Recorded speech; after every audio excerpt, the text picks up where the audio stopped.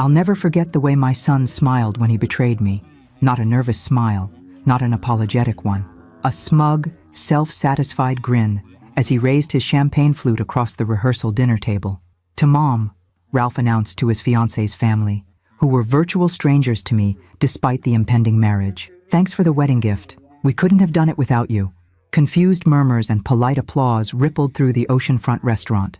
I kept my expression neutral, years of boardroom negotiations serving me well as I tried to decipher his meaning.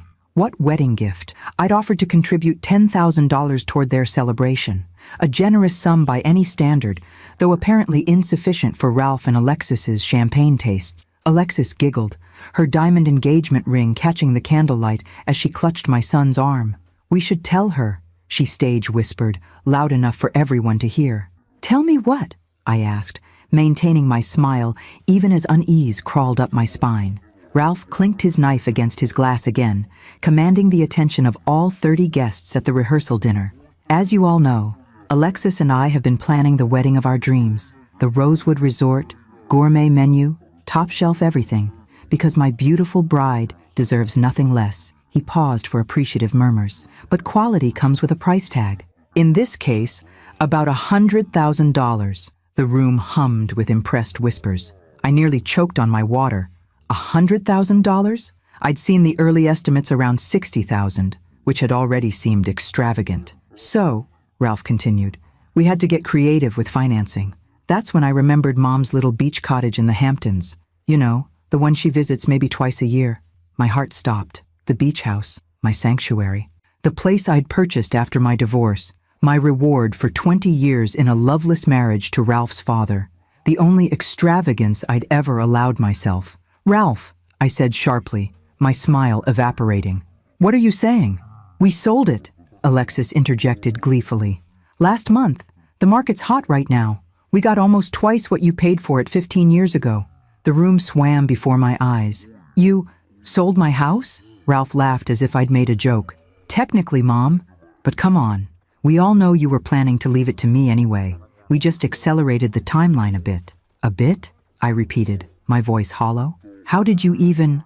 Remember when you were sick last winter and I helped with your paperwork? I held on to that power of attorney. Figured it might come in handy someday." He winked at his future father-in-law, who chuckled appreciatively at my son's resourcefulness. "That was for medical decisions," I managed, my throat constricting. "Not for... Anyway," Ralph continued, raising his glass higher, "let's toast to Mom's incredible wedding gift. The best part is, she didn't even have to shop for it." Laughter rippled through the crowd as glasses clinked. Only Alexis's mother seemed to sense something wrong, her eyes darting uncomfortably between my frozen face and her daughter's triumphant one. I stood up abruptly, my chair scraping against the hardwood floor. "Excuse me," I murmured, heading for the restroom on legs that threatened to buckle with each step. Once alone, I gripped the marble countertop, staring at my reflection in the mirror. Judith Campbell, 58, CEO of Campbell Enterprises, reduced to trembling shock by her own child. The beach house, my beach house, sold without my knowledge or consent to fund an obscenely expensive wedding for a son who clearly saw me as nothing more than an ATM with maternal instincts. I splashed cold water on my face, letting the shock crystallize into something harder, something I'd never allowed myself to feel toward Ralph before. Cold, calculating anger, because there was something my darling son didn't know, something that would wipe that smug smile off his face and possibly destroy the wedding he'd so callously funded with my property. The beach house wasn't actually in my name. For tax purposes, I'd transferred ownership to Campbell Enterprises years ago. A detail buried in paperwork Ralph wouldn't have had access to, even with that expired power of attorney he'd held on to. Legally, he hadn't sold his mother's beach house. He'd fraudulently sold corporate property belonging to a limited liability company. My company. I straightened my jacket and reapplied my lipstick, a plan already forming. I had raised my son to believe he was entitled to everything I had, and that was my mistake. But I wouldn't compound it by letting him steal from me. When I returned to the table, I wore a smile that didn't reach my eyes. "To the happy couple," I said, raising my glass. "May you get exactly what you deserve." The morning after the rehearsal dinner, I called in sick to my own office for the first time in 15 years. My executive assistant, Barbara, knew me well enough not to question it, though concern colored her voice. "Everything all right, Judith? You never miss work." "Just taking a personal day, Barbara," I replied, my voice carefully neutral. "Could you send me the file on the Hamptons property? And connect me with Marcus in legal, please?" While waiting for the files, I poured myself a strong cup of coffee and settled at my home office desk. The numbness of last night had worn off, replaced by a simmering fury I hardly recognized in myself. I had always been the peacekeeper, the provider, the one who smoothed things over when Ralph's father had been unreasonable during the divorce. When had that translated into becoming a doormat? My laptop pinged with an incoming email from Barbara containing the property documents. I scanned them quickly, confirming what I already knew. The beach house had been legally transferred to Campbell Enterprises 5 years ago as part of my tax strategy. Ralph's name appeared nowhere on the deed. The phone rang, Marcus returning my call. "Morning, Judith. Barbara said it's urgent?"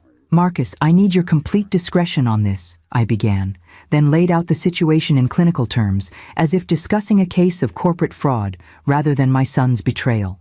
Marcus's low whistle echoed through the speakerphone. "That's actually several crimes. Fraud, forgery, possibly elder abuse given the circumstances." "I'm hardly elderly," I said dryly. "Legally speaking, taking advantage of a parent over 55 qualifies. But the main issue here is the fraudulent sale of corporate property. Have you confirmed the sale actually went through?" "Not yet. That's my next call." "Don't make it," Marcus advised. "Let me handle this from the legal side. If your son used a falsified power of attorney to sell property belonging to Campbell Enterprises, we need to move quickly to void the transaction and notify the buyer." "And my son?" I asked, my voice catching despite my resolve. Marcus paused. "Judith, I have to be clear. What you're describing is criminal activity. If we move to protect the company's assets, which we should, Ralph could face serious charges." I closed my eyes, imagining Ralph in handcuffs. Despite everything, my maternal instinct reared up, urging me to protect him, to find another way. Then I remembered his smug smile, the casual way he'd announced stealing my sanctuary, the gleeful participation of his fiancée. "Do what's necessary to protect the company," I said finally.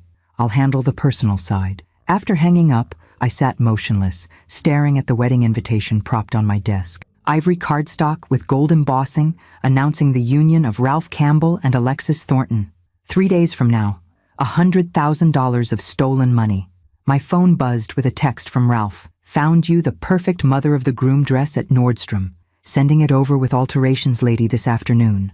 Don't worry about the cost. Don't worry about the cost." As if I hadn't been subsidizing his entire life. College tuition at Yale, the down payment on his Manhattan apartment, the lease on his BMW, the credit card bills that somehow always ended up being my responsibility when he came up short at the end of the month.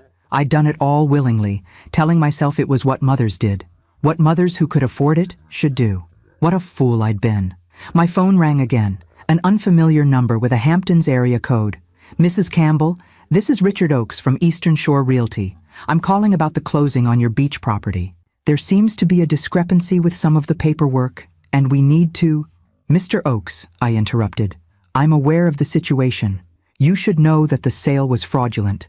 My son had no legal authority to sell that property, as it belongs to my company, not to me personally. You'll be hearing from our corporate counsel shortly." Silence stretched across the line. I see. This is highly irregular, Mrs. Campbell. The buyers have already wired the funds and are expecting to take possession next week. That's unfortunate for them, but the sale is invalid.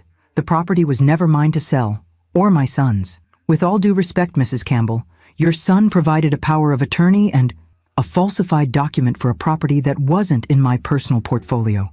I cut in sharply. Would you like to be named as a co-defendant in the fraud case, Mr. Oakes? Because I'm happy to add you if you facilitated this transaction without proper due diligence. More silence then. I'll await contact from your attorneys. After hanging up, I pulled out a legal pad and began making a list. Bank accounts to freeze, credit cards to cancel, trust disbursements to halt. If Ralph wanted financial independence, I would grant it to him, completely and irrevocably. My phone buzzed again with another text from my son. "BTW, can you make the final payment to the Rosewood tomorrow? $50K due before the rehearsal. I stared at the message, marveling at his audacity. Not only had he stolen from me, but he expected me to continue funding his extravagance. Instead of responding, I opened my laptop and began typing an email to the wedding planner, venue, caterer, and every vendor listed on the elaborate spreadsheet Ralph had shared months ago when he'd first started keeping me in the loop on wedding plans. To whom it may concern, I am writing to inform you that contrary to what you may have been told, I will not be financially responsible for any expenses related to the Campbell-Thornton wedding scheduled for this Saturday. As I hit send on the last email, a strange sense of peace washed over me. For the first time since my divorce 15 years ago, I was putting myself first, protecting what was mine instead of sacrificing it on the altar of maternal obligation. The doorbell rang, and I glanced at my watch. Probably the alterations person Ralph had mentioned, arriving with the dress I'd never asked for and no longer intended to wear. Instead, when I opened the door, I found myself face to face with Alexis. Her perfectly highlighted hair swept into a casual updo, designer sunglasses perched on her head. "Judith," she greeted me with air kisses. "I thought I'd come check on you. You left so early last night, we were worried you might be coming down with something." Her concerned tone didn't reach her calculating eyes, which assessed my expression for signs of the anger she clearly suspected I felt. "How thoughtful," I replied, not inviting her in. "I'm fine, just taking a day to process things." Her smile faltered slightly. "Process? Oh, you mean the beach house? I hope you're not upset about that. Ralph assured me you'd be thrilled to contribute to our special day." "Did he?" I tilted my head, studying the young woman who thought she was about to marry into wealth and privilege. "And what else has Ralph assured you of, Alexis? That I'd pay for your honeymoon? Your first home together? College for your future children?" Her smile became brittle. "Well, he did mention you've always been incredibly generous, that you understood the importance of family." "I do understand family," I agreed. "I'm just not sure you and Ralph do." Her eyes narrowed. "What's that supposed to mean?" "It means," I said softly, "that you should check your mail, Alexis. Both of you. I sent something special this morning." "Our wedding gift?" she asked, brightness returning to her voice. I smiled, thinking of the foreclosure notices and fraud allegations that would be arriving at their apartment via certified mail. In a manner of speaking. "Now, if you'll excuse me, I have important business to attend to." As I closed the door on her confused face, I felt something I hadn't experienced in years. The satisfaction of standing up for myself, regardless of the consequences. The wedding was 3 days away, and I had just lit the fuse on a bomb that would blow it all sky high. Let them try to explain to 300 guests why the venue had canceled and the caterers weren't showing up. Let Ralph face the music when the beach house he'd sold turned out to be unsellable. My phone rang, Marcus from legal again. "Judith," he said without preamble, "we've filed emergency injunctions on the property sale and notified the buyers of the fraudulent nature of the transaction. But there's something else you should know." "What is it?" "We pulled Ralph's credit report as part of building our case. He's got almost $200,000 in credit card debt spread across 8 cards. 3 of them are in your name as an authorized user. The revelation shouldn't have shocked me, but it did." "Close those accounts," I said immediately, "and send me the full report. I want to know exactly what I'm dealing with." "There's more," Marcus continued. "He took out a personal loan last year for $50,000 using your beach house as collateral, or what he claimed was your beach house. The paperwork is a mess, Judith. He's been playing fast and loose with your identity and assets for years." The floor seemed to tilt beneath me. Years? This wasn't a one-time desperate measure for a lavish wedding. This was a pattern of deception from the child I'd sacrificed everything for. "Do what you need to do, Marcus," I said, my voice hardened. "No more kid gloves." After hanging up, I sank into my chair, a new reality settling around me. This wasn't just about reclaiming my beach house anymore. This was about reclaiming my life from a son who had exploited my love at every turn. My doorbell rang again, probably the alterations lady this time. But I had no intention of wearing a mother-of-the-groom dress to a wedding that, if I had anything to do with it, wouldn't be happening at all. Ralph burst into my penthouse without knocking at 7 that evening, his face flushed with anger and panic. Behind him, Alexis hovered in the doorway, her earlier confidence replaced by poorly concealed anxiety. "What the hell, Mom?" Ralph shouted, waving a stack of papers. I just got calls from the venue, the caterer, the florist, everyone. They're all saying you've withdrawn funding and the wedding is off. I remained seated at my desk, outwardly calm despite my hammering heart. Good evening to you too, Ralph. I see you've received my messages. Is this some kind of joke? He threw the papers onto my desk, the foreclosure notices and legal documents Marcus had sent. Fraud allegations? Injunctions? What are you trying to pull? I'm not pulling anything, I replied evenly. I'm simply protecting what's mine. The beach house you sold? It wasn't yours to sell. It wasn't even mine, technically. It belongs to Campbell Enterprises. That's ridiculous, Ralph scoffed. It's your house. You've been using it personally for years. As a corporate perk, yes, but legally, it's owned by my company. Something you would have discovered if you'd bothered to check the property records before committing fraud. Alexis finally stepped fully into the apartment, her voice shrill. You're just trying to ruin our wedding because you're jealous. You can't stand to see Ralph happy. I looked at this woman, this stranger who was supposed to become my daughter-in-law, and felt nothing but pity. Alexis, I've spent 32 years trying to make Ralph happy. I've paid for his education, his apartment, his car, his lifestyle, even his credit card bills when he forgot to make payments. If I wanted to make him unhappy, all I would have needed to do was stop writing checks years ago. This isn't about money, Ralph insisted, though the panicked look in his eyes suggested otherwise. This is about you controlling everything, like always. Controlling? I repeated, genuine surprise in my voice. Is that how you see my support? As control? What else would you call it? He shot back. The constant check-ins, the questions about my career, the suggestions about my spending. It's suffocating. I studied my son, this handsome, entitled man who had once been my sweet little boy, and wondered where I had gone so terribly wrong. Ralph, I said quietly, I never asked for anything in return for my financial support, except that you live a good life. Be kind, work hard, find happiness. I didn't even insist you pursue a specific career or partner. So please, explain to me how my generosity became control in your mind. He faltered momentarily, then rallied. That's not the point. The point is you're trying to destroy my wedding over a misunderstanding about the beach house. A misunderstanding? I laughed, the sound brittle even to my own ears. You forged my signature. You falsified legal documents. You sold property that wasn't yours. That's not a misunderstanding, Ralph. That's criminal fraud. You wouldn't press charges against your own son, he said, but uncertainty had crept into his voice. I already have, I replied softly. The paperwork was filed this afternoon. The color drained from his face. You're bluffing. Rather than argue, I turned my laptop screen toward him, showing the case filing in the county clerk's system. Ralph Campbell versus Campbell Enterprises and Judith Campbell. Fraud, forgery, conversion of property. Jesus, Mom, he whispered, sinking into the chair across from my desk. What are you doing? I'm doing what I should have done years ago, I said, keeping my voice steady despite the ache in my chest. I'm holding you accountable. Alexis moved to Ralph's side, her hand on his shoulder. Her expression had shifted from outrage to calculation.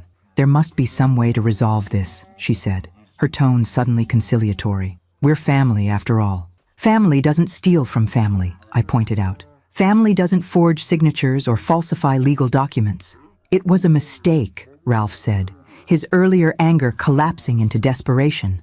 I really thought you wouldn't mind, that you'd be happy to contribute to our wedding this way, by having my beach house stolen from me, the one thing I kept for myself after decades of putting everyone else first. We can find another way to pay for the wedding, Alexis interjected quickly. Scale back, maybe. Fewer guests. A different venue. I studied her, noting how quickly she'd shifted from righteous indignation to compromise when faced with the prospect of no wedding at all. This isn't about the wedding, Alexis. This is about trust and respect, both of which have been irreparably damaged. Ralph leaned forward, his expression earnest. Mom, please, we can fix this. I'll make it up to you, I swear. Just drop the legal stuff. Let the wedding go forward. We can figure out the beach house situation afterward. For a moment, one weak, maternal moment, I almost considered it. The pleading in his eyes triggered that primal instinct to protect my child, to smooth his path, to make everything better. Then I remembered the smug smile at the rehearsal dinner, the casual announcement of his theft presented as a fait accompli. The years of financial dependence masked as filial devotion. No, I said firmly. The legal proceedings will continue. The wedding funding has been withdrawn. The beach house sale is being reversed. And as of this morning, all financial support from me has ended, including your access to my credit cards, the monthly deposits to your checking account, and the trust fund disbursements I've been authorizing, despite the fact that the trust requirement stipulated employment as a condition. You can't do that, Alexis burst out, her mask of reasonableness slipping. The wedding is in 3 days. Everything's paid for. Actually, it's not, I corrected her. The final payments were due tomorrow. Payments I've informed all vendors will not be forthcoming. And the deposits you made with the funds from the fraudulent house sale? Those will likely need to be returned when the sale is invalidated. Ralph stared at me, genuine fear replacing his earlier confidence. Mom, you don't understand. We have people flying in from all over the country. Alexis's family has invited their entire social circle. We can't just cancel. You should have considered that before selling property that wasn't yours, I replied, surprising myself with my steadfastness. Actions have consequences, Ralph. It's apparently a lesson I failed to teach you, but you're learning it now. He stood abruptly, his chair scraping against the hardwood floor. This isn't over, he warned, his voice trembling with a mixture of rage and panic. You want a war? You've got one. I don't want war, Ralph. I never have. What I want is respect for my boundaries, my property, and my autonomy, something you clearly don't understand. Come on, babe. Alexis tugged at his arm, her social mask completely abandoned now. We need to figure this out. My father knows people, lawyers. We can fight this. As they moved toward the door, I called after them. One more thing, Ralph. He paused but didn't turn around. Check your mail tomorrow, I said calmly. There's something you should see. After they left, I sat in the silence of my apartment, the confrontation replaying in my mind. I had expected to feel guilty or heartbroken after standing up to my son. Instead, I felt liberated, as if I'd finally put down a burden I'd been carrying for decades. My phone rang. Barbara, working late as usual. Judith, she began without preamble. Marcus briefed me on the situation. I've frozen all the accounts Ralph had access to and canceled the credit cards. I've also prepared a press statement in case this goes public, which it might, given the wedding's size and the Thorntons' social connections. Thank you, Barbara, I said, genuine gratitude in my voice. I don't know what I'd do without you. That's what found family is for, she replied quietly. Barbara had been with me for 15 years, through divorce and corporate battles and personal crises. She'd seen Ralph's entitlement grow, had witnessed my enabling of it, and had never once judged me for it. There's one more thing, I said, making a sudden decision. I need you to send a package to Ralph's apartment, certified mail, for delivery tomorrow. What kind of package? I smiled grimly, thinking of the evidence Marcus had compiled, the years of financial manipulation, the forged signatures, the fraudulent loan applications, the kind that ensures he knows exactly what he's facing if he continues down this path. After hanging up, I walked to my bedroom and opened my closet, pushing past designer suits until I found the garment bag in the back, the mother of the groom dress I'd purchased months ago, before I knew my son was capable of such betrayal. A simple, elegant sheath in pale blue that I'd been quietly excited to wear. I removed it from the bag and laid it on my bed, a tangible reminder of the celebration that would now never happen. At least, not with me in attendance. Given Ralph and Alexis's determination, they might still cobble together some version of their wedding, though it would hardly be the society event they'd envisioned. My phone buzzed with a text from an unknown number. This is Jennifer Thornton, Alexis's mother. We need to talk. I stared at the message, considering my options. Alexis's family was old money, but cash poor, something Ralph had mentioned with disdain when they'd balked at contributing more to the wedding. They stood to lose social standing if the wedding imploded so publicly. I'm available for breakfast tomorrow. 9 a.m., the Pierre, I texted back, naming a public place where any conversation would need to remain civil. Her response came immediately. I'll be there. As I prepared for bed that night, I found myself wondering if I'd gone too far. If my righteous anger had pushed me to destroy not only my relationship with my son, but his future happiness as well. Then I remembered Marcus's words. He's been playing fast and loose with your identity and assets for years. This wasn't a desperate, one-time mistake. This was the culmination of years of entitlement and deception, and enabling it further wouldn't help Ralph. It would only postpone the inevitable crash when my resources or patience finally ran out. No, I decided as I turned out the light.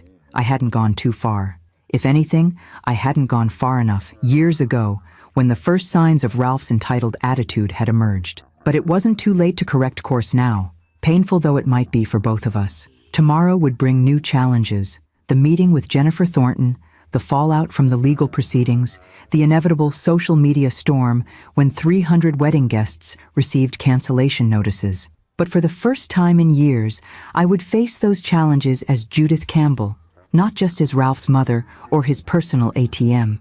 It was time to reclaim my life, my beach house, and my self-respect, even if it cost me my relationship with my only child.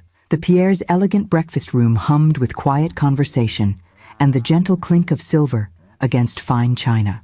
I arrived 15 minutes early, a habit from decades of business meetings, and secured a corner table with a view of both the entrance and Central Park beyond the windows. Jennifer Thornton arrived precisely at 9, immaculately dressed in a Chanel suit that had seen better days. Her blonde hair, the source of Alexis's golden locks, was swept into a chignon, and her posture radiated the kind of ingrained poise that comes from generations of finishing school education. "Judith," she greeted me with a cool nod, taking the seat across from me. "Thank you for agreeing to meet." "Of course," I replied, equally formal.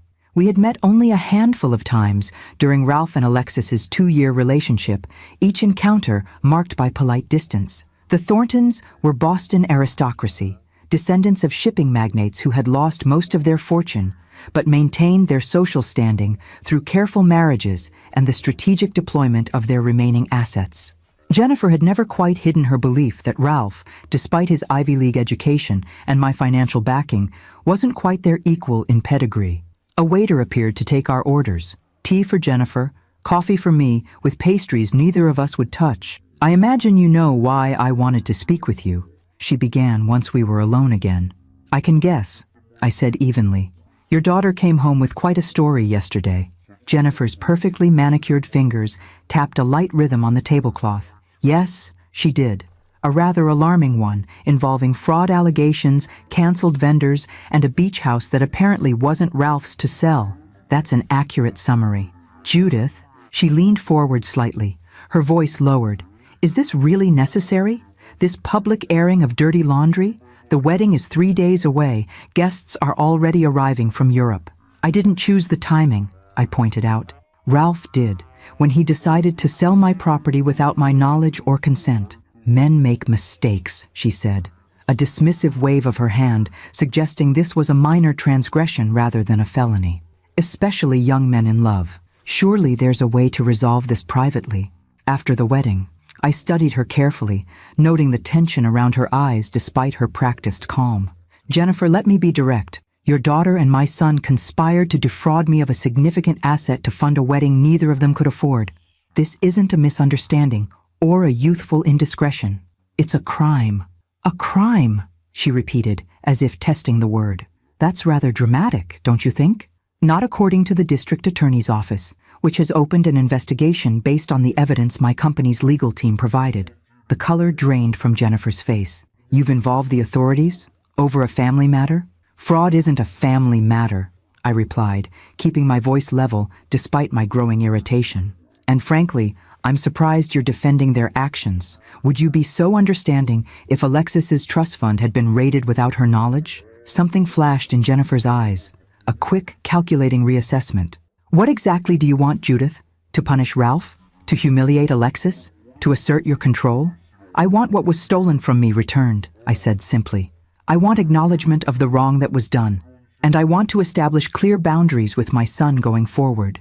Jennifer sipped her tea, buying time. When she set the cup down, her expression had shifted subtly. "May I speak frankly, please? Alexis told me something interesting last night after their visit to your apartment. She said Ralph assured her you'd come around, that you always gave in eventually when he pushed hard enough." Jennifer's gaze was suddenly penetrating. "Is that true?" The question caught me off guard.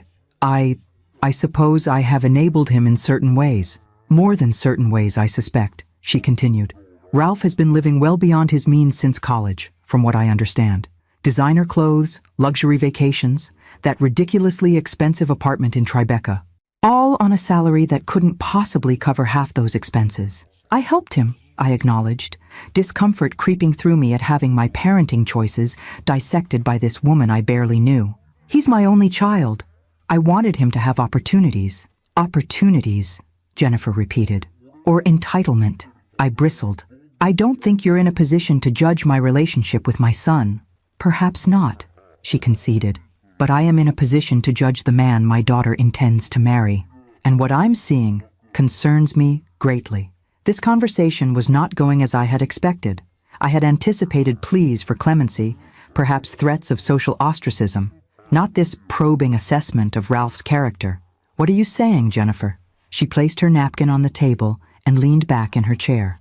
I'm saying that while I came here intending to convince you to withdraw your legal actions and allow this wedding to proceed, I find myself reconsidering that position. You don't want them to get married? I asked, genuinely surprised. What I want, she said carefully, is for my daughter to marry someone with integrity, someone who solves problems honestly, not by stealing from his mother and expecting her to forgive him because she always has before. The blunt assessment stung, but I couldn't deny its accuracy.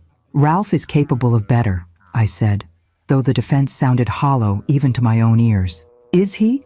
Or has he never needed to be because you've always been there to clean up his messes? We sat in silence for a moment, the weight of her words settling between us. I had come prepared for a confrontation with an adversary.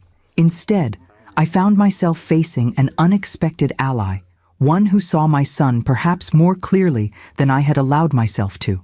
What are you proposing? I finally asked. Jennifer straightened, business-like efficiency, replacing her earlier probing curiosity. I propose we allow this situation to unfold naturally. You continue your legal proceedings. The wedding is canceled, or at least postponed until they can fund it legitimately.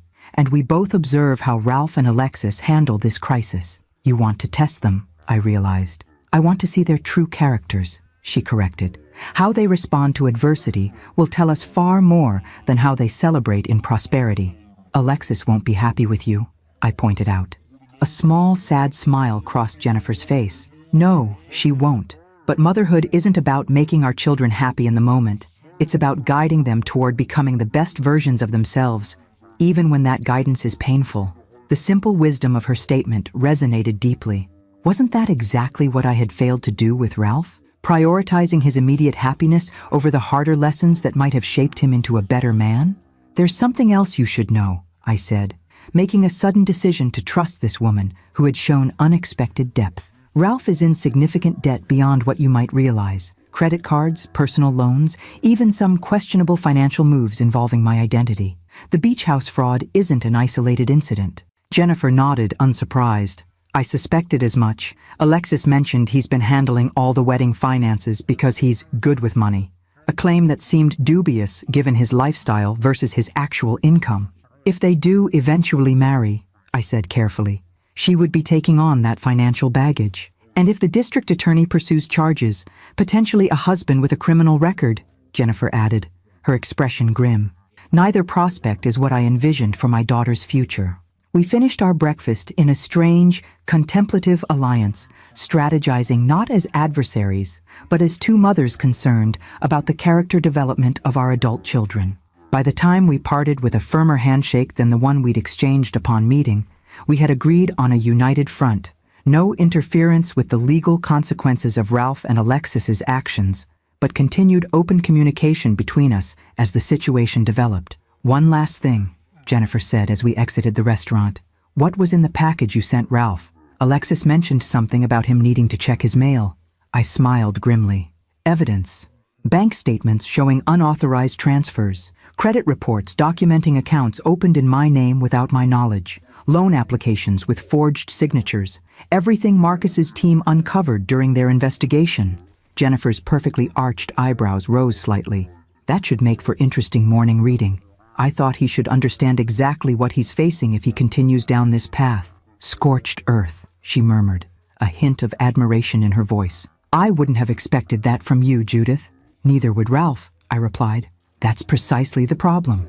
As I watched her slide into the back of a waiting town car, I felt an unexpected sense of validation.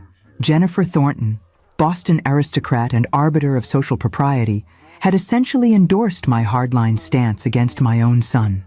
The weight of guilt I'd been carrying lightened slightly, replaced by the certainty that sometimes tough love was the only kind that truly mattered. Back at my office, I found Barbara waiting with a stack of messages and a concerned expression. "The Rosewood Resort called," she informed me as I settled behind my desk. "They want to know if they should proceed with wedding setup tomorrow or if the event is officially canceled. Apparently, Ralph has been calling them non-stop, assuring them the payment is coming." "The event is officially canceled," I confirmed. "They can contact Ralph directly for any penalties or fees associated with the late cancellation." Barbara nodded, making a note. "Also, Marcus called. The district attorney wants to meet with you this afternoon to discuss potential charges." My stomach tightened, the momentary confidence from my breakfast with Jennifer faltering. Criminal charges against my son, my only child. "Judith?" Barbara's voice broke through my thoughts. "Should I tell him you'll be there?" I took a deep breath, steadying myself. "Yes, schedule it. And Barbara, I think I'll need you to accompany me." "Of course," she replied without hesitation.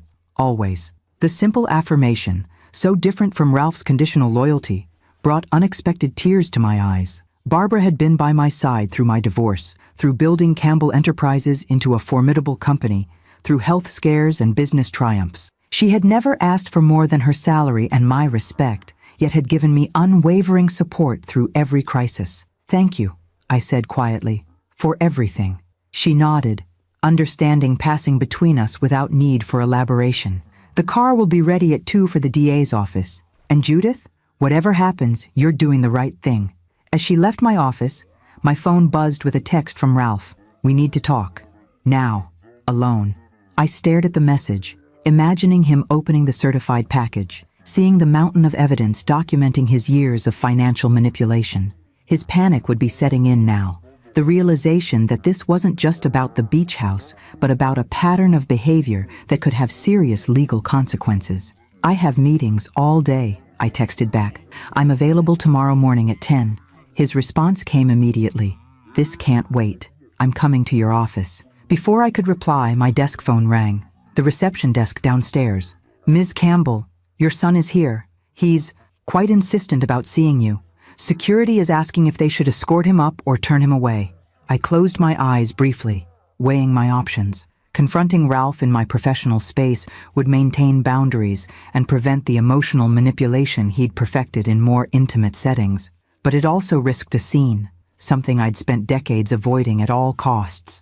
"Send him up," I decided. "And Janet, alert security to stand by, just in case." "Yes, ma'am." 5 minutes later, my office door burst open as Ralph stormed in, his normally impeccable appearance disheveled. His eyes were bloodshot, his expensive shirt wrinkled, his hair uncombed. In his hand, he clutched the file I'd sent him. "What the hell is this?" he demanded, slapping the documents onto my desk. "Credit reports? Loan applications? You're spying on me now?" I remained seated, maintaining the calm I'd perfected through countless business negotiations. "It's not spying when their accounts opened fraudulently in my name, Ralph. It's called protecting myself." "This is insane," he hissed, pacing in front of my desk. "You're acting like I'm some kind of criminal mastermind. I made a mistake with the beach house, okay? I admit that. But this?" He gestured at the file. "This is character assassination. Those are facts, Ralph. Documentation of financial decisions you've made using my name, my credit, my identity, without my knowledge or consent. I was going to pay it all back," he insisted, running a hand through his disheveled hair. "Once I got established in my career, once Alexis and I were settled.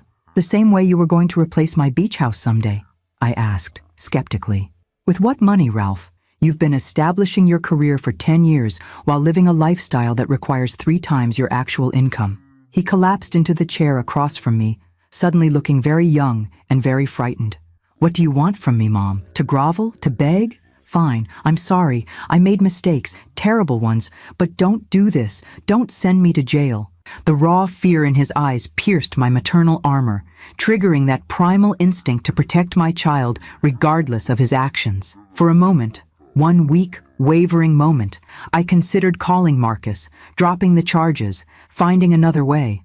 Then I remembered Jennifer's words at breakfast. Motherhood isn't about making our children happy in the moment. It's about guiding them toward becoming the best versions of themselves, even when that guidance is painful. I'm meeting with the district attorney this afternoon, I said quietly. There will be consequences for your actions, Ralph. Legal ones, financial ones, personal ones. But what those consequences look like, that's still being determined.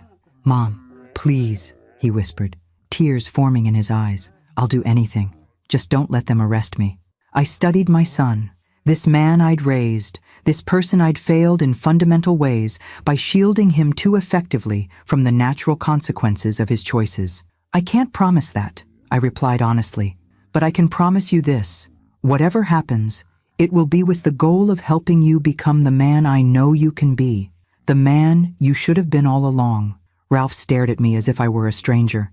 In many ways, I suppose I was. The mother he knew, the one who had bailed him out of every financial crisis, who had overlooked his increasingly entitled behavior, who had prioritized his comfort over her own boundaries, that woman was gone.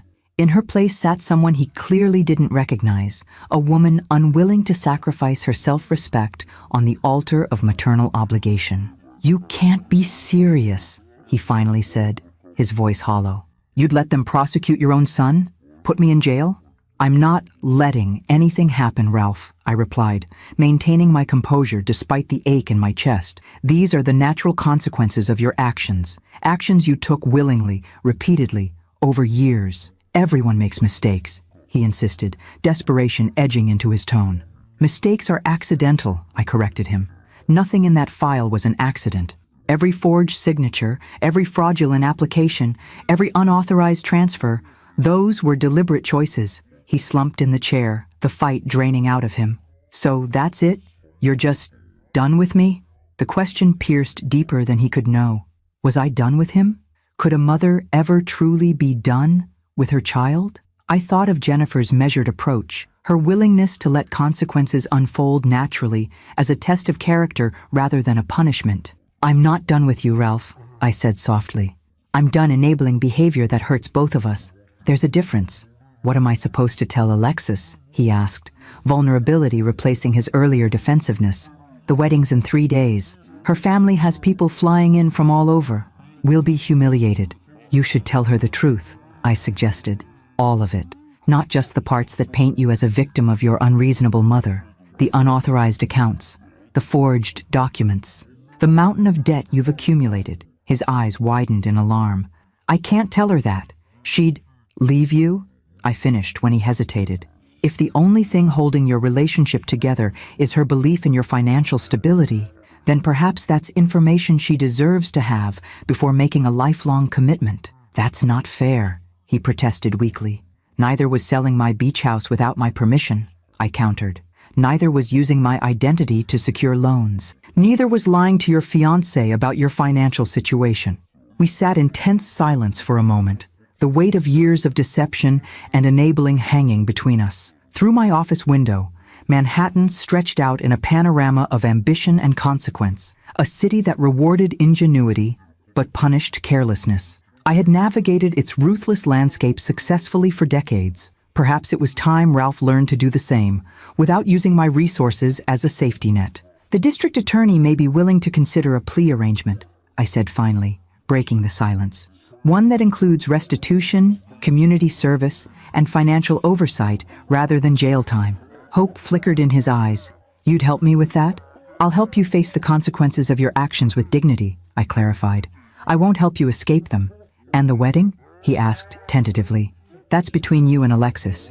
But it won't be happening at the Rosewood with my financial backing, and it certainly won't be funded by the fraudulent sale of my beach house. Ralph ran his hands over his face, reality finally seeming to sink in. Everything's falling apart, he murmured, more to himself than to me. The wedding, my credit, possibly my freedom, all because of one mistake. Not one mistake, I corrected gently. A pattern of choices that led you here. Choices you have the power to make differently going forward. He looked up, something new flickering across his features. A glimpse, perhaps, of the responsible adult he might have become without my excessive cushioning. What would that even look like? Starting over at 32 with nothing? You don't have nothing, Ralph, I said. You have an education, intelligence, charm when you choose to use it for something other than manipulation. And you have a mother who loves you enough to stop protecting you from reality. My intercom buzzed, Barbara reminding me of my approaching meeting with the district attorney. Ralph glanced at the phone, then back at me, the reality of his situation apparently hitting him anew. Will you call me after? He asked, his voice small. Let me know what they say? Yes, I promised. But Ralph, you need to prepare yourself, and you need to be honest with Alexis, today, because this isn't going away. He nodded slowly, gathering the scattered papers from my desk and returning them to the file folder. As he stood to leave, he hesitated, uncertainty written across his features. For what it's worth, he said quietly, I am sorry, not just for getting caught, for everything. The words sounded sincere, perhaps the first genuinely remorseful thing he'd said since this ordeal began. I wanted to believe him. Part of me desperately needed to. But years of enabling had taught me to be wary of Ralph's well-timed contrition. Show me, I replied simply. Don't tell me. Show me with your actions going forward. After he left, I sat motionless, the enormity of what lay ahead weighing heavily on my shoulders. In a few hours, I would sit across from a district attorney and discuss criminal charges against my only child. I would hand over evidence that could fundamentally alter the course of Ralph's life. I would, in many ways, be complicit in his public downfall. And yet, a small voice inside insisted this was the most maternal thing I had done for him in years, not shielding him from consequences, but ensuring he faced them while he was still young enough to rebuild, still capable of learning the lessons that might transform him into the man he could be. Barbara appeared in my doorway, coat in hand, ready to accompany me to the district attorney's office. Her expression held no judgment, only quiet support. Ready? She asked. I took a deep breath, straightening my shoulders and gathering my resolve. As ready as I'll ever be. The car ride downtown passed in contemplative silence. I watched the city blur past my window, thinking of all the battles I'd fought in boardrooms and courtrooms over the years. None had felt as consequential as this. A mother's stand not against her son, but for his character. My phone buzzed with a text from Jennifer Thornton. Alexis just called, hysterical. Says Ralph admitted to financial irregularities and the wedding might be postponed. Progress? I smiled faintly at her businesslike assessment, typing back, perhaps, meeting with DA now. We'll update you after. Whatever happened in the next few hours, I was no longer alone in this painful recalibration of parental boundaries. And that, unexpected as it was, felt like its own kind of progress. The district attorney's office was exactly as uninspiring as one might expect. Institutional beige walls, uncomfortable chairs, and the faint smell of old coffee. Marcus met us in the lobby, his normally impeccable suit looking slightly rumpled after what had clearly been a long day of legal maneuvering. They're waiting for us, he said without preamble. I should warn you, Judith. The evidence is compelling. DA Hernandez is taking this quite seriously, especially given the dollar amounts involved. I nodded, steeling myself. And what are our options? Best case? Ralph agrees to full restitution, accepts felony charges, but gets a suspended sentence with probation and financial monitoring. Worst case? They push for jail time given the pattern of fraud. The word jail sent a chill through me despite my earlier resolve. Images of Ralph in a prison jumpsuit, surrounded by hardened criminals, flashed unbidden through my mind. Was I really prepared to let that happen? Barbara must have sensed my wavering because she placed a steadying hand on my arm. One step at a time, she murmured. Let's hear what they have to say first. DA Hernandez was a compact woman with shrewd eyes and a no-nonsense demeanor. She greeted me with professional courtesy but wasted no time on pleasantries. Ms. Campbell, I've reviewed the evidence your legal team provided regarding your son's activities, she began, gesturing to the thick file before her. The unauthorized sale of corporate property is concerning enough, but the pattern of identity theft and financial fraud elevates this considerably. I nodded, maintaining my composure. I understand.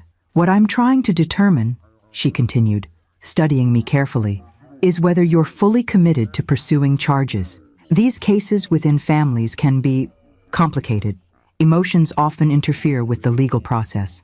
I'm committed to justice, I I replied carefully. But I'm also a mother who wants what's best for her son in the long run. Those two things aren't necessarily in conflict. Hernandez leaned back, something like approval flickering across her features. Fair enough. In that case, I'd like to propose a potential resolution.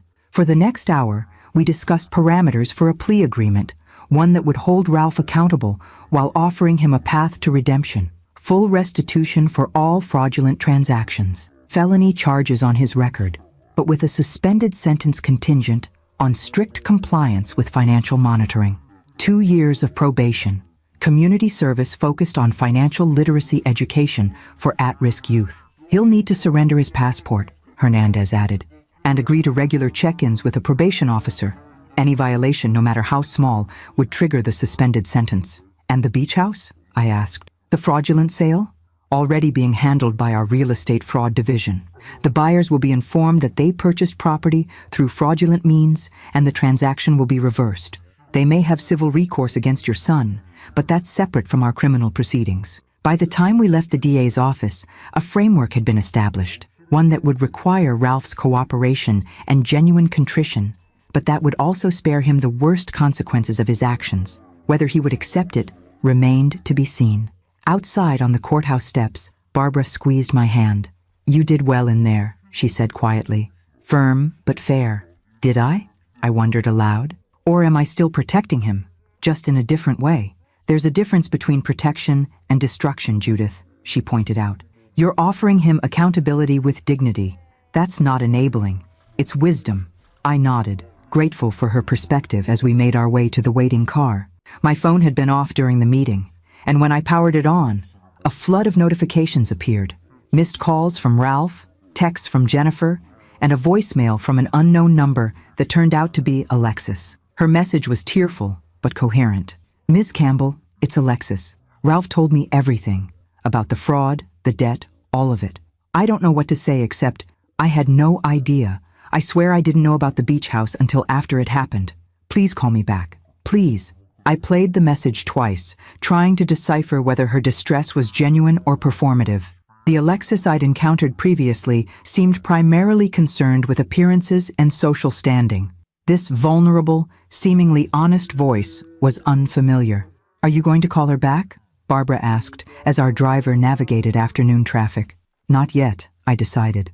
"I need to speak with Ralph first." When I called him, he answered on the first ring. "Mom? What happened? What did they say?" "There's a potential plea arrangement," I told him, keeping my voice neutral. "We need to discuss it in person. Can you come to my apartment at 7? "Yes," he agreed immediately. "Of course. Anything. Mom, I told Alexis everything. She's not taking it well." "I would imagine not," I replied dryly. "Few brides dream of marrying a man facing felony fraud charges." "That's not fair," he protested, though with less conviction than before. "She's upset about the dishonesty more than the legal stuff. Says she can't believe I've been hiding financial problems from her all this time." Something in his tone caught my attention, a note of genuine surprise, as if Alexis's moral objection to his behavior was unexpected. Perhaps there was more substance to my almost daughter-in-law than I'd given her credit for. 7 o'clock, I reminded him.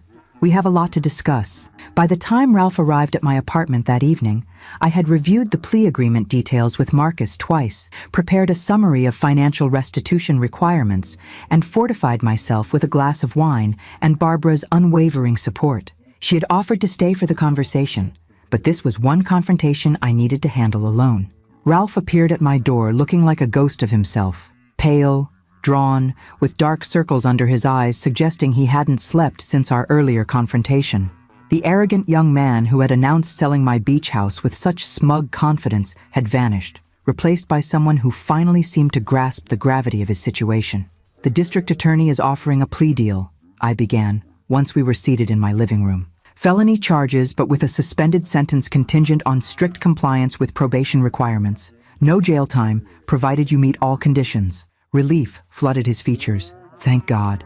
"Mom, I held up a hand, stopping him. "Don't thank me yet. The conditions are substantial." I laid out the plea agreement's terms with the same precision I'd use in a boardroom presentation.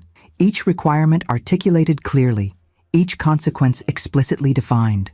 As I spoke, I watched Ralph's expression shift from relief to dismay to something approaching genuine humility. Full financial restitution, I continued, consulting my notes. That means repaying every fraudulent charge, every unauthorized loan, plus interest and legal fees. The DA estimates the total around $230,000, not including whatever you received from the beach house sale, which will be nullified separately.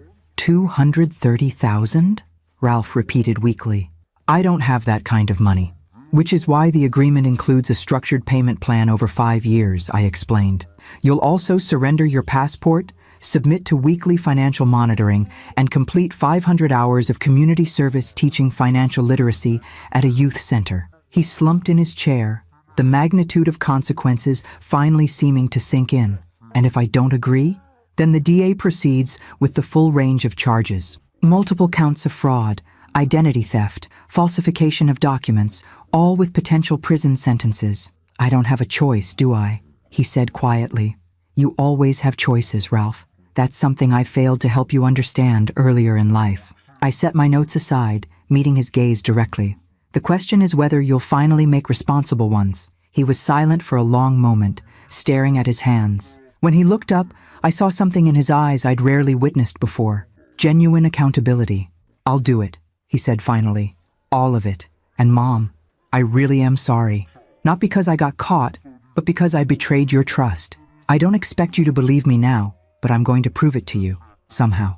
I nodded, not quite ready to accept his apology, but acknowledging the first step toward genuine remorse. There's something else we need to discuss, I said, shifting to the next difficult topic.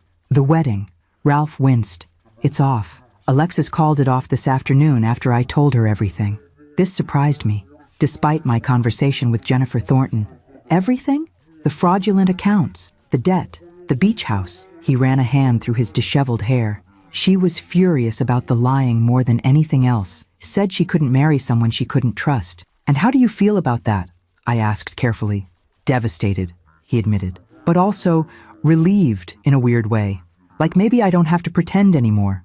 To be this successful, got-it-all-together guy when I'm actually drowning in debt and bad decisions. The simple honesty of his statement caught me off guard.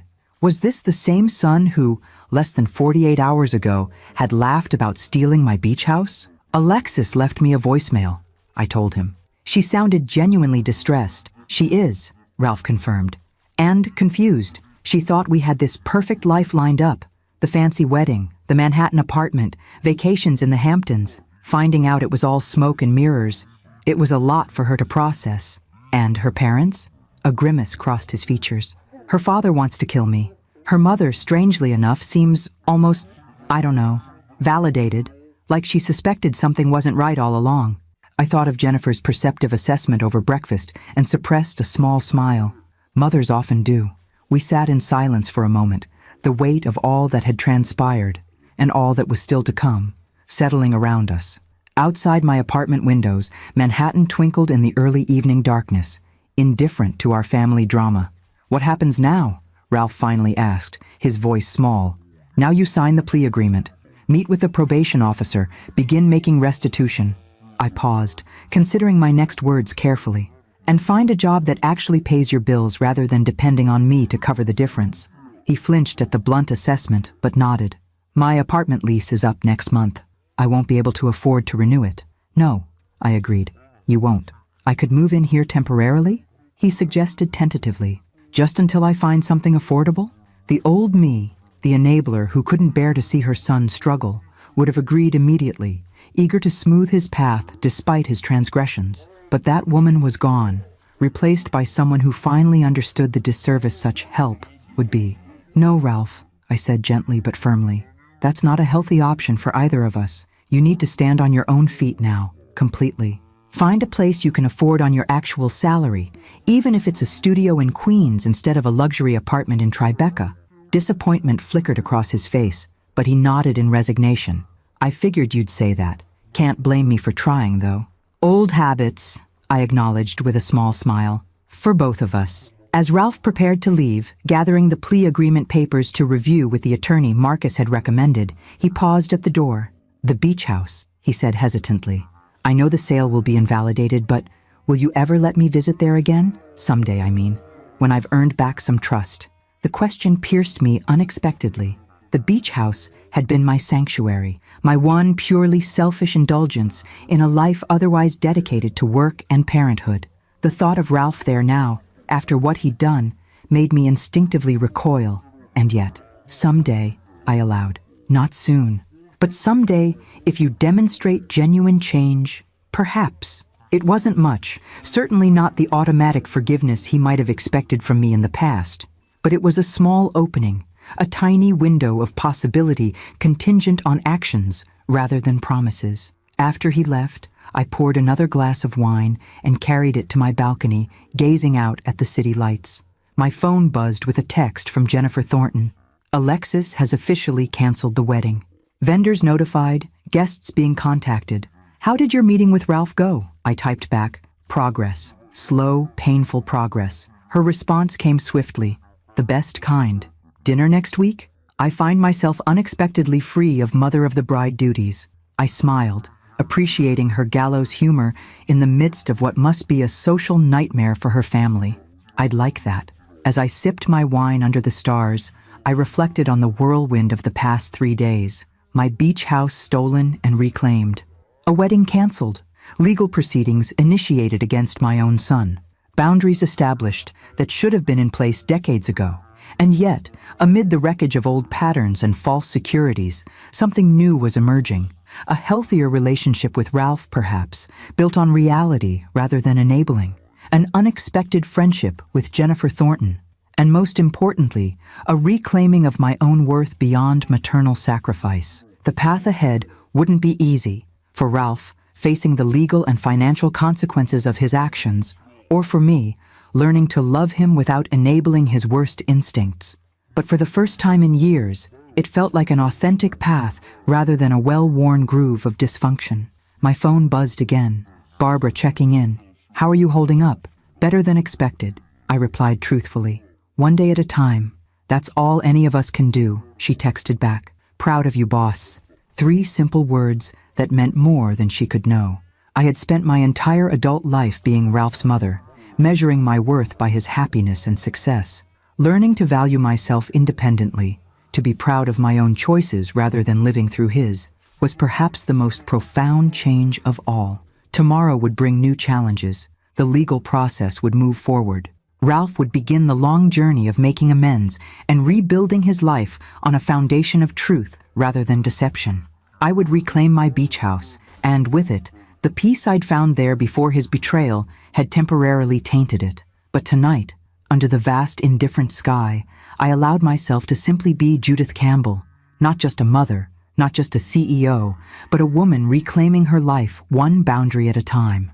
The next morning brought a flurry of activity I hadn't anticipated. My phone began ringing at 7 a.m. with calls from unfamiliar numbers. Wedding guests, I realized, seeking confirmation of the abrupt cancellation they'd received via email late last night. I let them go to voicemail, having no desire to explain the complicated truth to distant relatives and social acquaintances. Barbara called as I was finishing my coffee. You need to check the Post website, she said without preamble. Page 6 has picked up the story. My stomach dropped. How bad is it? Headline reads, Socialite wedding canceled after groom allegedly defrauds CEO mother. They don't have many details yet, but they mention the beach house and quote an anonymous source close to the bride, saying the wedding was called off due to shocking revelations of financial impropriety. I closed my eyes, imagining the social fallout. While I had been prepared for legal consequences, I hadn't fully considered how quickly this would become fodder for New York's insatiable gossip machine. Are they naming Ralph explicitly? I asked. Yes, Barbara confirmed. Both families, too. The Thorntons' Boston connections make this catnip for the society pages. Wonderful, I muttered. Just what we needed. After hanging up, I checked my email to find a message from Jennifer with the subject line, Damage Control. She had drafted a brief statement acknowledging the wedding's cancellation due to private family matters and requesting privacy during a difficult time. Acceptable? She'd written. My publicist recommends we present a united front. I sent back my approval, grateful for her pragmatic approach to the public relations nightmare. The statement wouldn't stop the speculation, but it might contain some of the more lurid theories that would inevitably circulate. My intercom buzzed, the doorman announcing a delivery. A few minutes later, I was signing for a large manila envelope from Marcus's office. Inside, I found the final plea agreement documents for Ralph's signature, along with a personal note from Marcus. D.A. Hernandez agreed to all terms. Ralph should sign ASAP before the media attention changes the political calculus. I texted Ralph immediately. Need to see you this morning. Legal documents ready for signature. Media has the story. His response was immediate. Saw the post. Coming over now. He arrived looking even more haggard than the previous evening, clutching a copy of the New York Post. The gossip column had been enlarged and printed on the front page of the tabloid, complete with photos of Ralph and Alexis from some charity gala months earlier. "This is a nightmare," he said, collapsing onto my sofa. "I've had 17 calls from wedding guests, 3 from work colleagues, and 1 from my boss asking if I'm being charged with a crime. Are you surprised?" I asked, handing him the plea agreement documents. "Actions have consequences, Ralph, sometimes very public ones." He took the papers with a resigned nod. "I know. I guess I didn't think beyond getting caught by you. Didn't consider that everyone would know.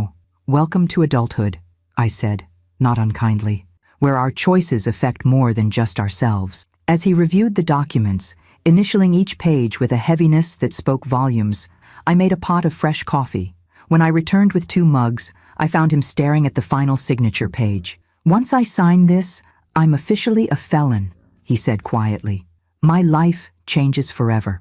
"Your life already changed," I pointed out, settling in the chair across from him. "The moment you decided to sell my beach house fraudulently. This just makes it official." He nodded, then signed his name with a finality that seemed to physically deflate him. "What do I do now?" he asked, looking suddenly very young and lost. "Practically speaking, I mean. The apartment? The job? The debt?" It was the most adult question I'd heard from him in years, perhaps ever. Not, "How will you fix this for me?" but, "How do I move forward myself?" The distinction wasn't lost on me.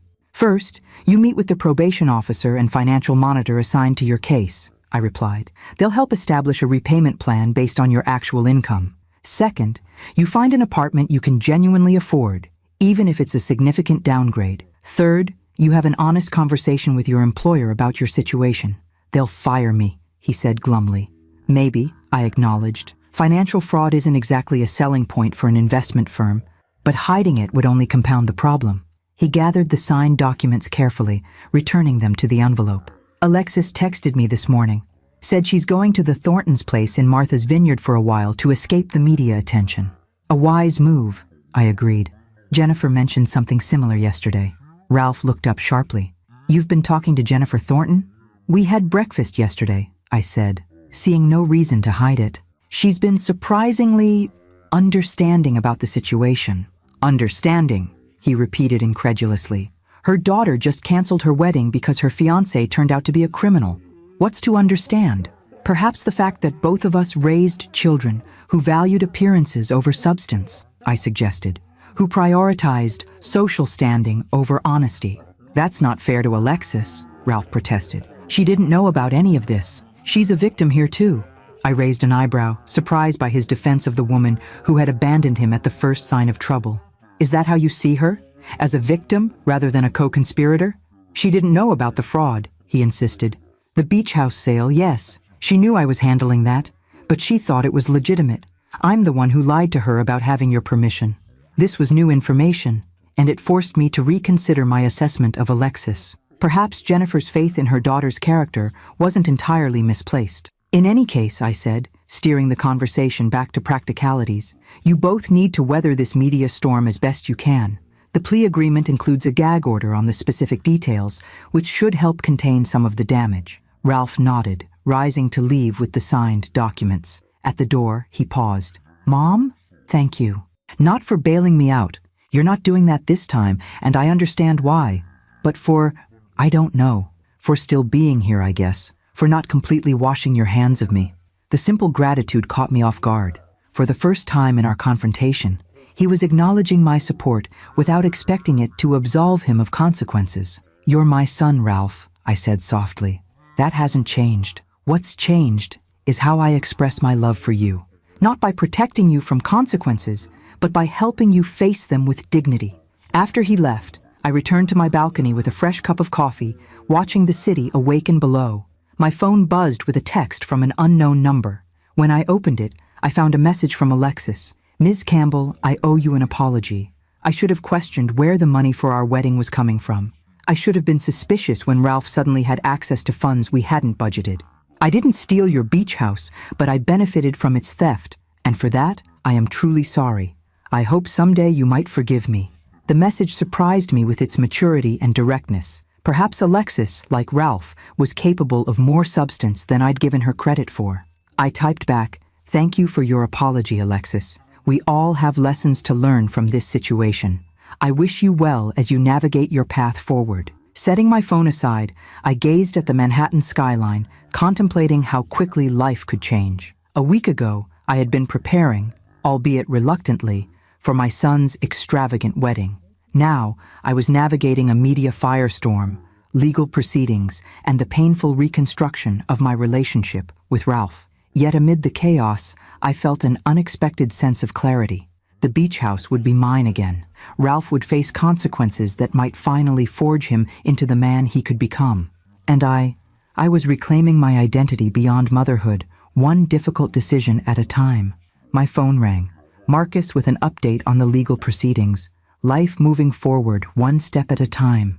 I took a deep breath and answered, ready to face whatever came next. 2 weeks passed in a blur of legal meetings, media speculation, and careful reconstruction of boundaries. The gossip pages had moved on to fresher scandals after a few days of breathless coverage, leaving behind only the occasional reference to the Campbell-Thornton wedding debacle in society columns. Ralph had signed the plea agreement, met with his probation officer, and begun the humbling process of financial disclosure that would govern his life for the next 2 years. His employer, an investment firm understandably concerned about having an employee charged with financial fraud, had placed him on indefinite leave, effectively firing him without the public embarrassment of an outright termination. I had maintained a careful distance, neither abandoning him nor rushing to smooth his path. Our interactions were brief, purposeful, and increasingly authentic, a new dynamic for both of us. On a crisp Friday morning, Marcus called with news I had been waiting for. "The beach house is officially yours again," he announced, or rather, Campbell Enterprises again. "The sale has been reversed, all documents nullified, and the property records corrected." Relief washed through me, more powerful than I had anticipated. "And the buyers?" "Pursuing civil action against Ralph personally, as expected," Marcus confirmed. "But they've been made whole financially, with interest. Their quarrel isn't with you or the company."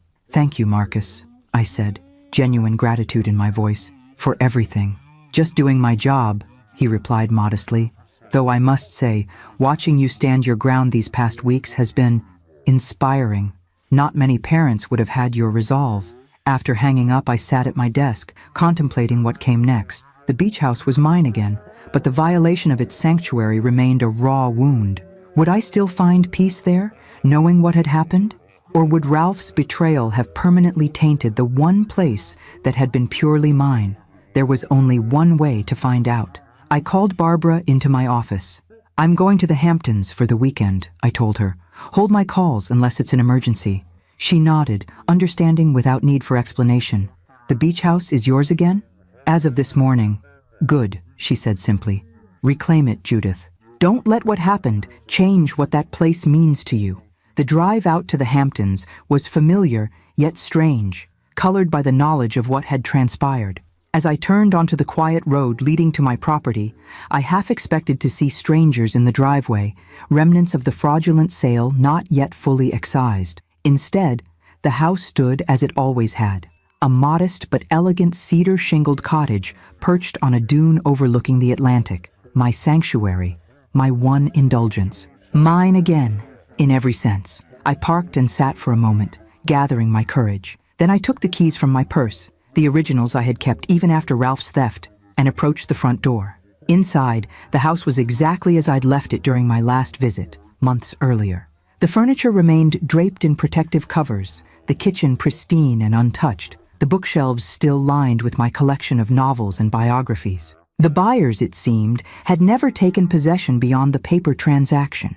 I moved through the rooms slowly, reacquainting myself with each space, running my fingers along familiar surfaces. In the master bedroom, I opened the French doors to the oceanside deck, breathing in the salt air and listening to the rhythmic crash of waves against the shore. My phone buzzed. A text from Jennifer Thornton. Heard the good news about the beach house. A victory worth celebrating. Dinner still on for tomorrow night? Over the past 2 weeks, Jennifer and I had developed an unexpected friendship, bonding over shared experiences as mothers of adult children navigating consequential mistakes. Our weekly dinners had become a highlight amid the legal and emotional turmoil. Yes, I replied, looking forward to it. I'm at the beach house now. How does it feel? She asked. I considered the question, searching for the right words. Like reclaiming a piece of myself, I finally typed. Hold on to that feeling, came her response. It's hard-earned. As evening approached, I uncovered the furniture, opened windows to the ocean breeze, and prepared a simple dinner from provisions I'd brought. Sitting on the deck with a glass of wine, watching the sunset paint the water in shades of gold and crimson, I felt the tension of recent weeks begin to ease. This place had always been my refuge, the one space where I was neither CEO nor mother, but simply Judith. Ralph's betrayal had temporarily stolen that sanctuary, but being here now, I realized the beach house's power came not from its physical structure, but from what it represented. My right to prioritize my own needs, to create boundaries, to exist independently of others' expectations. My phone rang, Ralph's number appearing on the screen. For a moment, I considered letting it go to voicemail, preserving this first evening of reclaimed peace. But something in me, perhaps the new honesty I was cultivating in all my relationships, compelled me to answer. Hello, Ralph. Mom. His voice sounded different, less entitled, more measured. Marcus told me the beach house transaction was officially reversed today. I wanted to say I'm glad that it's yours again, where it belongs. The simple acknowledgement, offered without excuses or expectations, caught me by surprise. Thank you, I said after a moment. That means something, coming from you. Are you there now? He asked. Yes, I confirmed. Just for the weekend. Is it the same? Does it still feel like your place? The question revealed an awareness I wouldn't have credited him with weeks earlier, an understanding of how his actions might have damaged not just the legal ownership of the property, but its emotional significance to me. I'm working on that, I answered honestly. Some things can't be undone, Ralph, but they can be healed, with time and effort. I hope so, he said quietly, for the beach house and for us.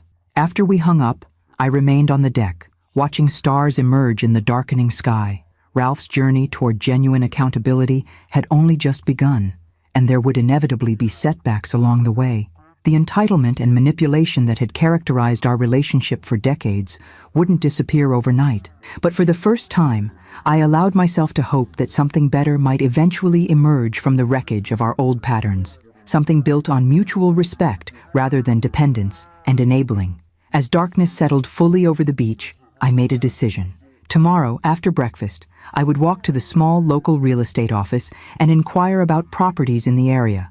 Not to replace this beach house, but to find a second one, a fresh start untainted by past betrayals. Not because I was abandoning this sanctuary, but because I was finally embracing the truth that I deserved not just one space that was wholly mine, but as many as I chose to create for myself. For too long, I had measured my worth by what I sacrificed for others. Now, as I listened to the waves crashing against the shore, I understood that the most valuable gift I could give to myself and to Ralph was the courage to stop sacrificing what mattered most. My beach house was mine again. And more importantly, so was my life. 6 months later, I stood on the deck of my new beach house, watching waves crash against the shore as morning sunlight danced across the water. Unlike my first property further down the coast, this one was perched on a rocky outcropping, offering dramatic views and a sense of solitary grandeur that suited my new perspective. It's breathtaking, Jennifer remarked, joining me with 2 steaming mugs of coffee. Our weekend retreats had become a tradition over the past months, a friendship neither of us had anticipated, but both now cherished. Worth every penny, I agreed, accepting the coffee gratefully. Though my financial advisor nearly had a stroke when I told him I was purchasing a second beach property, Jennifer laughed. The benefits of being answerable only to yourself. That was the heart of it, really. The freedom I'd claimed since standing up to Ralph. The first beach house remained mine, its sanctuary slowly healing from the violation of his betrayal. But this new place represented something different.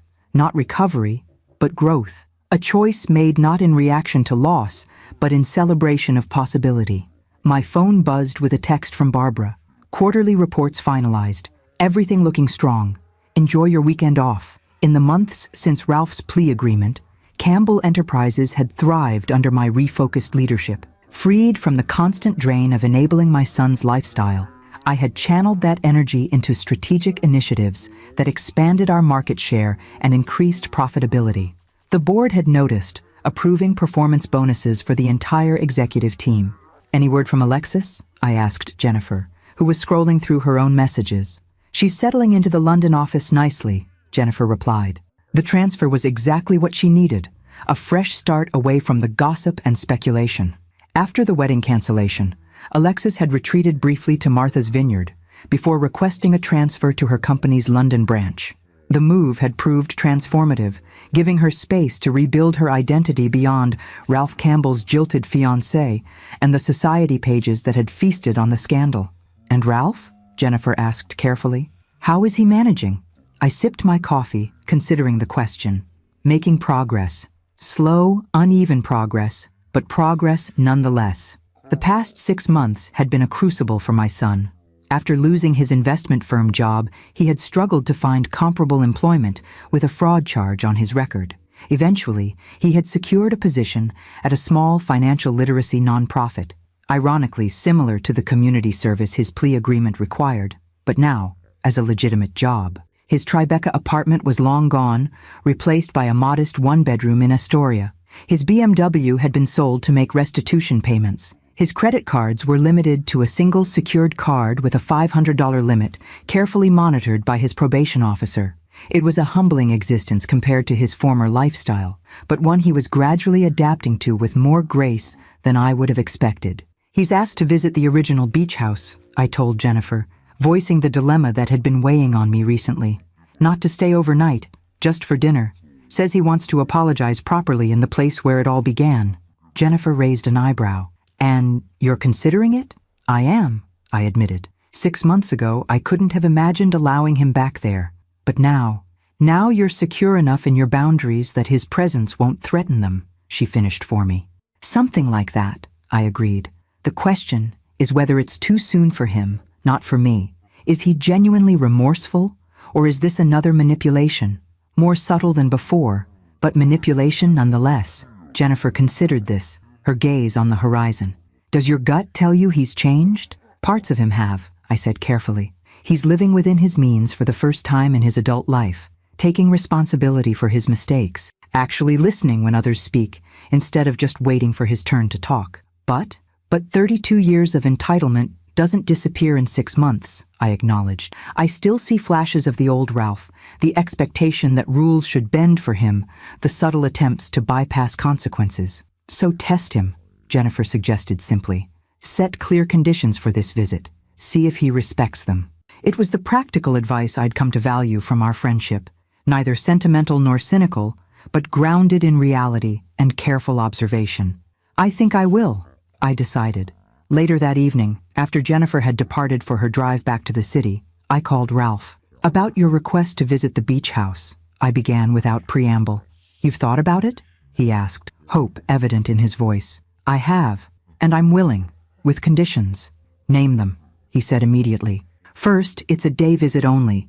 You arrive at noon, you leave before sunset. Second, you come alone. No friends, no dates, no one else. Third, you respect my space. No wandering through rooms uninvited, no presuming familiarity you haven't earned back yet. I waited for pushback, the negotiation he would have automatically attempted 6 months ago. Instead, there was a pause. Then, those are fair terms. I accept them. When? The simple acquiescence surprised me. Next Saturday, I decided. I'll text you the details. After we hung up, I walked along the shoreline of my new property, contemplating the shifting dynamics with my son. We were building something different now, not the enmeshed, enabling relationship of the past, but something with clearer boundaries and more honest communication. Whether it would ever fully heal remained to be seen. Trust, once broken, could be repaired, but always bore the marks of its fracturing. Yet for the first time, I allowed myself to hope that Ralph and I might eventually find a new equilibrium, not as financier and dependent, but as two adults navigating the complex territory of family bonds reconfigured by difficult truths. The following Saturday, I arrived at my original beach house early, preparing a simple lunch and ensuring the space felt both welcoming and clearly mine. At precisely noon, Ralph's car, a used Honda Civic that represented his new financial reality, pulled into the driveway. He emerged looking both familiar and changed. The designer clothes were gone, replaced by simple khakis and a button-down shirt. His hair was shorter, his posture less entitled, but somehow more grounded. He carried a small gift bag and a bouquet of wildflowers, not the extravagant arrangements he once would have ordered, but something he might actually have selected himself. "Mom," he greeted me on the porch, offering the flowers somewhat awkwardly. "Thank you for allowing this." "Come in," I said, accepting the bouquet. "Lunch is ready." As we ate on the deck overlooking the ocean, our conversation remained careful, but not stilted. Ralph updated me on his job, his apartment, his compliance with the probation requirements. I shared news of Campbell Enterprises, my friendship with Jennifer, and carefully edited details about my new beach property. After lunch, he handed me the gift bag. "It's not much," he said, a flush of embarrassment coloring his cheeks. "Nothing like what I used to give you, but it's honest." Inside, I found a small hand-carved wooden box. When I opened it, a familiar melody played, the same lullaby I had sung to him as a child. "I made it," he explained, the flush deepening, "in a woodworking class I'm taking at the community center. Part of my, trying to develop skills instead of just spending money." The simple gift touched me more deeply than any expensive trinket he had ever presented, not because of its monetary value, but because it represented actual effort, actual thought. "It's beautiful," I said simply. "Thank you." As the afternoon progressed, we walked along the beach, maintaining a physical and emotional distance that felt appropriate to our healing, but still damaged relationship. When the sun began its descent toward the horizon, Ralph glanced at his watch and then back at the house. "I should go," he said, honoring the boundaries I had set without requiring my enforcement. "Thank you for today, for giving me a chance to see this place again, and to apologize properly for what I did." I nodded, acknowledging both his apology and his respect for my terms. As he prepared to leave, he hesitated on the porch steps. "I heard through the grapevine that you bought another beach house, further up the coast." "I did," I confirmed, not asking how he had learned this information. "I'm glad," he said, surprising me again. "Not because this place was tainted by what I did, but because you deserve to have as many spaces as you want that are just yours. I understand that now, I think. What I took from you wasn't just property, it was sanctuary." The insight revealed a level of reflection I wouldn't have credited him with a year ago. "Yes," I agreed simply. "It was." As his car disappeared down the driveway, I returned to the deck, watching the sun sink toward the horizon. The visit had gone better than I dared hope. Not perfect, not completely healed, but a step in the right direction. My phone buzzed with a text from Jennifer. "How did it go?" "Better than expected," I replied. He respected the boundaries. "Seems to be gaining genuine insight. One day at a time," came her wise response. I smiled, tucking the phone away and returning my attention to the sunset. One day at a time indeed, not just for Ralph's redemption journey, but for my own path of reclaiming myself beyond motherhood. The beach house was fully mine again. My company was thriving. I had developed friendships and interests independent of my identity as Ralph's mother. And most importantly, I had learned that love, real love, not enabling or codependence, sometimes meant standing firm while someone you cared about faced the natural consequences of their choices. As darkness settled over the water, I raised my wine glass in a solitary toast to boundaries respected, to sanctuaries reclaimed, and to the unexpected strength that emerges when we finally stop surrendering our own needs to others' demands. My beach house, my life, my terms, at last.